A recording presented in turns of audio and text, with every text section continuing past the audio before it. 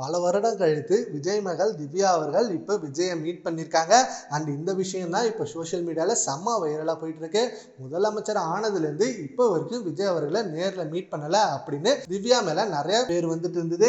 ஏன் இன்னும் அப்பாவை பேசலை, அப்பாவை பார்க்கல அப்படின்னு சொல்லி நிறைய விஷயங்கள் போயிட்டு இருந்த நிலையில இப்போ விஜயோட ஆதரவாளர் ஒருத்தர் ஒரு இன்டர்வியூல விஜய் அவர்களோட மகள் டெய்லி அவங்க அப்பாட்ட ஃபோன் பேசிட்டு இருப்பாங்க, வீடியோ கால்லாம் பண்ணுவாங்க.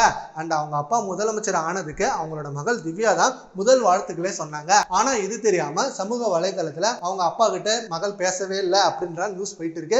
பட் அது ஃபுல் அண்ட் ஃபுல்லி ரூமர் தான். திவ்யா அவங்க அப்பாவோட செல்லம், கண்டிப்பா அவர் எப்படி பேசாம இருப்பாங்க அப்படிருக்காங்க. அண்ட் இன்னும் கொஞ்ச நாள்ல திவ்யா அவர்கள் லண்டன்ல இருந்து இங்க வர போறாங்க. இப்போ திவ்யா அவர்கள் அங்க லண்டன்ல நடந்த மாரத்தான் ரேஸ்ல வின் பண்ணாங்க. அந்த வீடியோ கூட சோஷியல் மீடியால செம்ம வைரலா போயிட்டு இருந்தது. மாரத்தான்ல வின் பண்ணப்ப கூட விஜய் அவர்கள் தான் ஃபர்ஸ்ட் ஃபோன் பண்ணி சொன்னாங்களாம். அண்ட் விஜய் அவர்களும் வெயிட் பண்ணிட்டே இருந்தாங்க அந்த வின்னிங் நியூஸை கேட்க.